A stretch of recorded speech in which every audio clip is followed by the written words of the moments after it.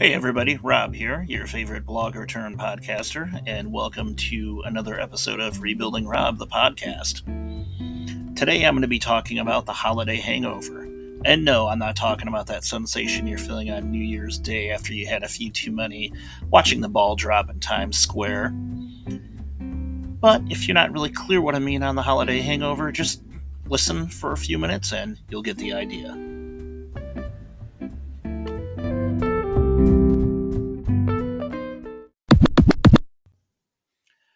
I must admit that I never thought I was going to start right off the bat in the middle of my story, but I figured if it works for George Lucas with episode 4 of Star Wars, and it works for Batman, not giving his origin until a few issues into Detective Comics, why not?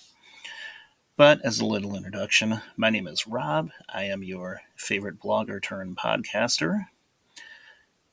And today is January 3rd, 2024. I am basically in the middle of what I think of as the holiday hangover. I dropped Kid 2 off last night to go back to his mom's house.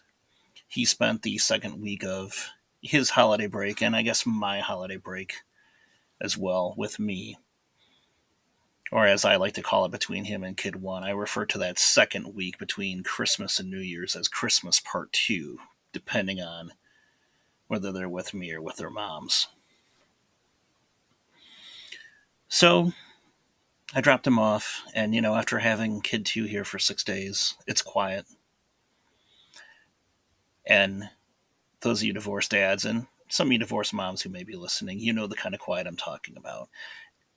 That period after your kid is gone, you can kind of take a little bit of a deep breath and exhale, but at the same time, you don't have the noise, you don't have the energy, the commotion, the excitement that you had when your child was with you. And don't get me wrong, I'm not saying this to spew sour grapes or anything like that. I've been divorced for almost 12 years. My oldest boy is 16. My youngest boy is 8. They are from 2 separate relationships. But I love having them both with me. If I had it my way, I would have 100% full custody of both of them. But that's not really the way it is, so I take what I can get. Kid 1 came up to see me. He rode up with his mom, who had some of her extended family in the area. So he spent a couple of days with me, spent Christmas Eve with me, got back on the road with his mom on Christmas Day to go back to their house. I should say her house. Let me correct that. And I was originally supposed to have both Kid 1 and Kid 2 from the 26th through New Year's. I got Kid 2 on the 26th, so we did Christmas Part 2 that night. So he got his gifts from me. He got his Santa gifts as well. And, we hung out for a few days, went to the movies, went to a indoor trampoline park, that kind of thing. And I'm at a point in my life where I enjoy my time with my kids, but I also enjoy my grown-up adult time. But the transition from the two of those is still kind of hard. At least in that first day or so, after your kid has been with you for a day, a weekend, a week, as the case was here, it's kind of hard switching back from kid mode to grown-up mode.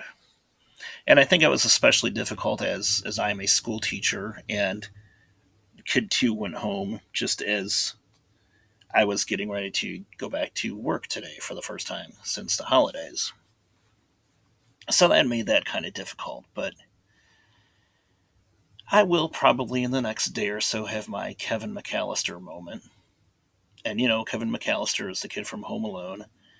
And if you remember in the first movie, he has that moment where he wakes up and he realizes his family's gone after they went to Paris without him. He walks around the house, sees no one's there, and he says out loud, he goes, "I made my family disappear." And then he pauses for a second and he says, "I made my family disappear." And he gets all excited about it. Not saying I'm excited to have kid two gone, but I will realize here internally that I am back in grown up time and I can do grown up things. It's harder to just sit down and have a grown up beverage when your kids are there. It's hard to have a conversation with a woman, or as the case may be for some of you, with a man while your kid is there. I don't know about the rest of you guys who are divorced parents, but when my kids are with me, it's pretty much them 24/7. It is all about them.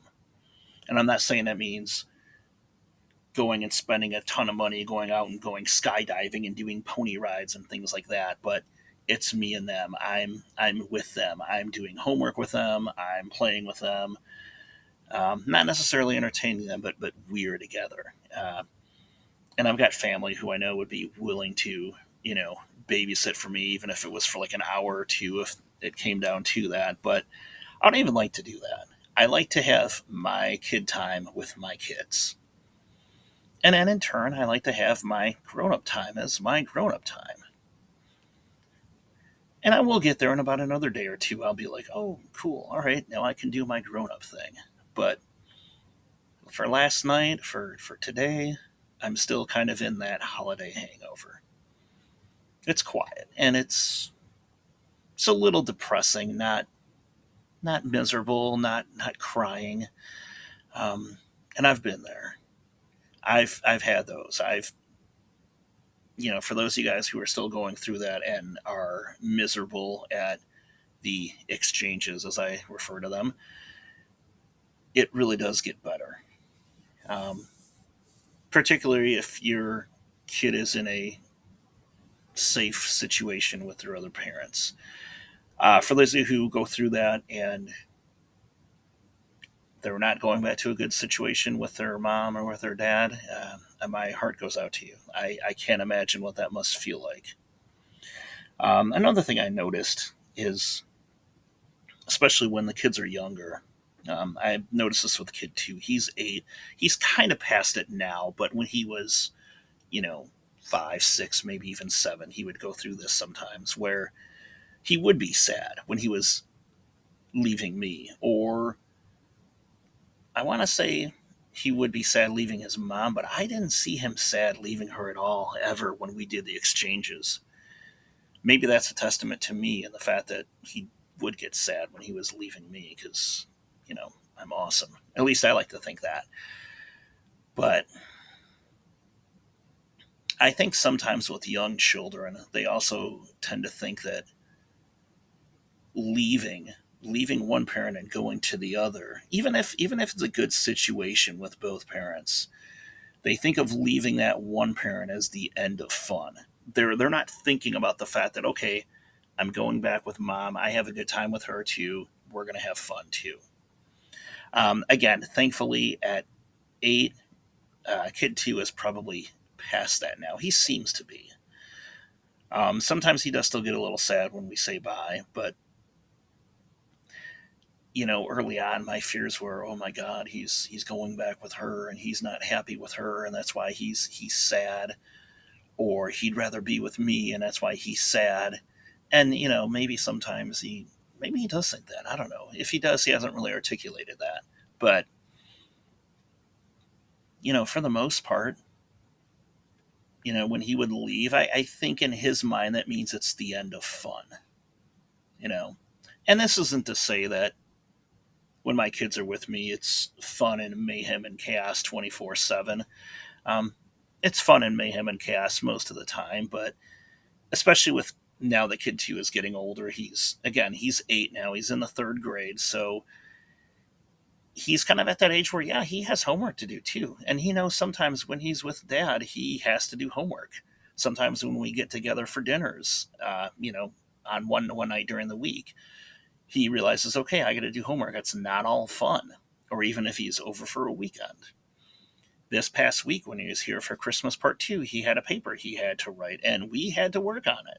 So it's not all fun and games and ice cream and Nintendo and guzzling all the way on Pepsis and Cokes the whole time. And he understands that, but I think he enjoys it with me. But again, as the parent, it's like I have to turn off parent mode now. Not that you ever stop being a parent, but I think you guys understand what I mean. You're not in that 24/7 protector watchdog mode. Um, if there are any ladies out there listening to this, you probably don't appreciate that or understand that quite to the same way that the men do. Because let's face it, for the most part, women get main custody in a divorce situation, or they at least get 50-50. If I had it my way, I would have, like I said, 100% custody of my kids. I would love to have 50% custody of my kids, but because of the distance between me and both of my children, I'm relegated to what my attorney called the shitty dad visitation, which is every other weekend. And then one night a week, we do dinner, and then we alternate holidays. Again, this isn't to say that the dads who get that are shitty necessarily. It's to say that it's a shitty arrangement, and it's pretty much a default arrangement. Personally, I hate it. It sucks. But I've also learned to live with it. But moments like this are tough. When they first say goodbye, when you don't have the other body in the car with you, when you don't hear the iPad blaring or the Nintendo Switch blaring or the YouTube videos blaring, it gets quiet.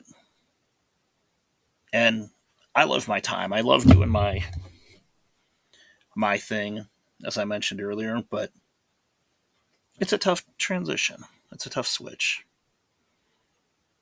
So that's really about all I got to talk about today. I'm sure in the future I will get into my situation, as the youngins call it. I will tell a little bit of the background of this podcast and even of my blog for that matter. Or as I like to think of it, and I'm going to pull this from an old issue of Detective Comics, who I am and how I came to be. So hopefully you like what you're hearing. This is coming to you courtesy of Spotify for podcasters, but if I have my way, I will have it pretty much all over the interwebs. I don't know. This is not my normal venue, so normally I blog, I write. So this is kind of new to me. So, I don't know, let me know what you think. And in a moment, I'm going to utilize Spotify's music to put together a song here for you.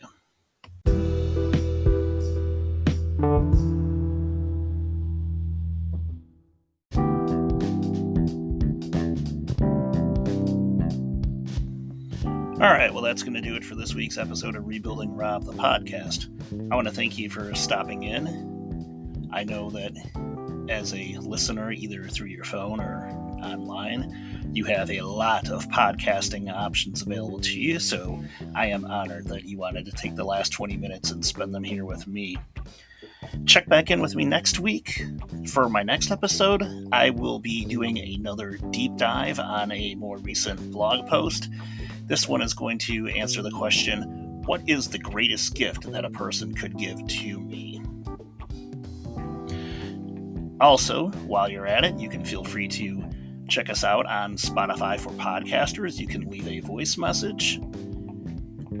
This show is also available now on Google Podcasts as well as Amazon Music. And as always, you can hit me up on social media. I am on Facebook, Instagram, X, I'm even on TikTok, all at the same username, Rebuilding Rob. So once again, thanks for stopping in, and I will see you next week.